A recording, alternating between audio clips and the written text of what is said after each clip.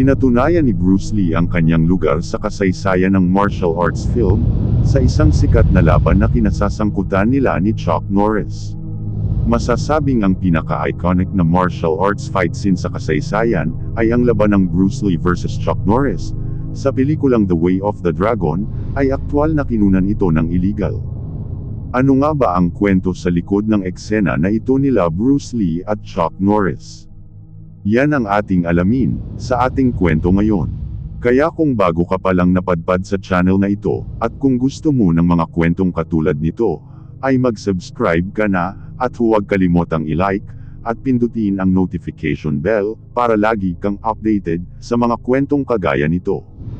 Kilala sa buong mundo si Bruce Lee, bilang pinakamagaling na martial artist, at marami ang pilit gumagaya at umiidolo sa kanya sa martial arts at nakatatak na ito sa kasaysayan. Pero alam nyo ba, na may ginawa siyang pelikula, na sa isang eksena ay tinagurian itong most iconic fight sa kasaysayan, at illegal pala itong kinunan.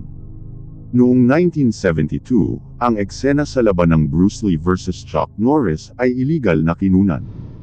At naging isa ito sa mga pinaka-iconic na martial arts showdown sa buong kasaysayan. Ang pinag-uusap ang laban ay nangyari sa pelikulang The Way of the Dragon, na siyang pangatlong kung fu movie ni Bruce Lee, na nagtatapos sa eksenang labanan ni Chuck Norris at Bruce Lee sa isang makasaysayang, luma at abandonado ng Coliseum. Kasunod ng mga pinagbibidahang papel ni Bruce Lee sa The Big Boss at Fist of Fury sa Golden Harvest, pumirma siya ng kontrata para gumawa ng isa pang pelikula sa Hong Kong studio. Sa pagkakataong ito, si Bruce Lee ay hindi lamang gaganap na pangunahing bida sa The Way of the Dragon, kundi magsulat din ng script at magdirekta sa nasabing proyekto.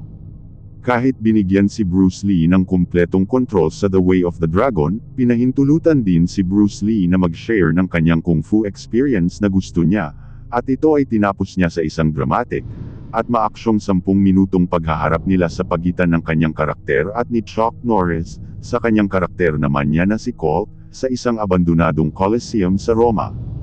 Matatandaan sa bahagi ng pagiging breakout na papel ni Chuck Norris, ang labanan sa pelikulang The Way of the Dragon nila Chuck Norris versus Bruce Lee, ay may espesyal na parte sa kasaysayan ng mga pelikulang kung fu, dahil sa visceral na pakiramdam ng laban at sa napakaganda nitong choreography.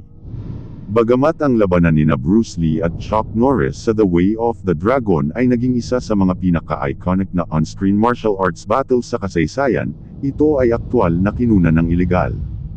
Bakit nga ba ilegal ang Chuck Norris fight ni Bruce Lee? Matapos kasi niyang isuko ang kanyang orihinal na plano sa paggawa niya ng pelikula sa Estados Unidos para sa Way of the Dragon, inilipat ni Bruce Lee ang kanyang proyekto sa Roma, upang doon niya may shoot ang kanyang huling laban sa isang abandonadong Coliseum.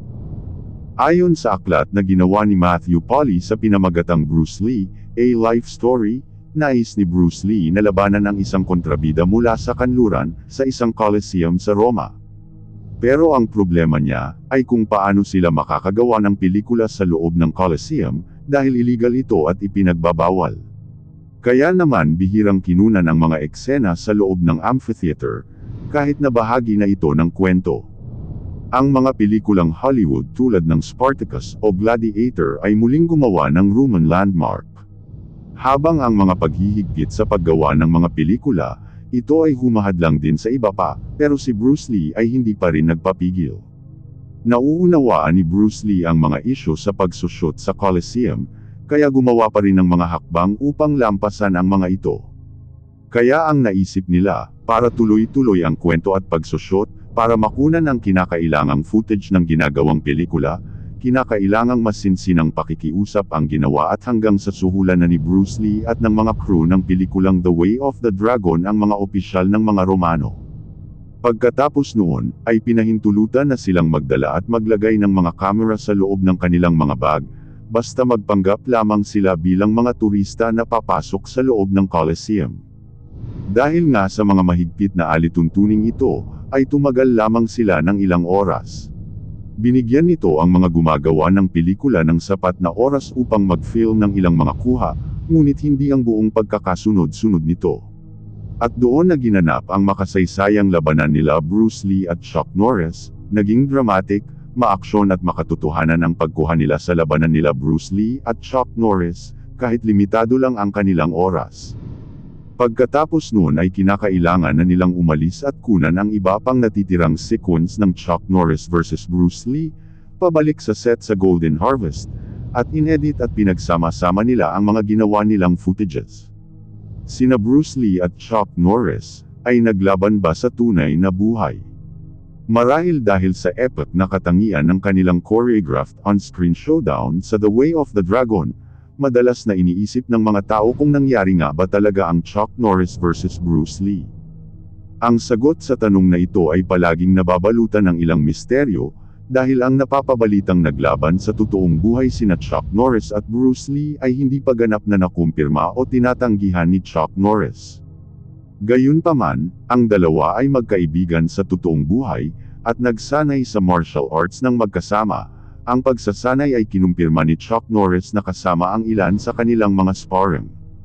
Bagamat maaaring hindi ito isang tunay na laban, malamang na nakatulong ito sa maalamat na labanan sa The Way of the Dragon, sa pagitan ng dalawa na makamit ang nakamamangha at pagiging makatotohanan nito. Bagamat iligal ang ginawang iyon nila Bruce Lee at Chuck Norris, nagresulta naman ito ng malaki at naging successful sa paggawa ng The Way of the Dragon sa Coliseum. Gayon din ang perpektong pagcast ni Chuck Norris para harapin si Bruce Lee at ang kanilang makatutuhanang choreography. Ang kapaligiran ng isang lugar na may kasaysayan na kasing ganda ng kwento ng Coliseum, ay lalong nagpahusay at nagdagdag ng excitement sa laban ni Bruce Lee at ng karate champion na si Chuck Norris, na itinuturing pa rin bilang isa sa pinakamahusay sa larangan ito. Ano ang masasabi mo sa ating kwento ngayon? Mag-comment ka lang at ating babasahin, at muli, hanggang sa susunod pa nating kwento.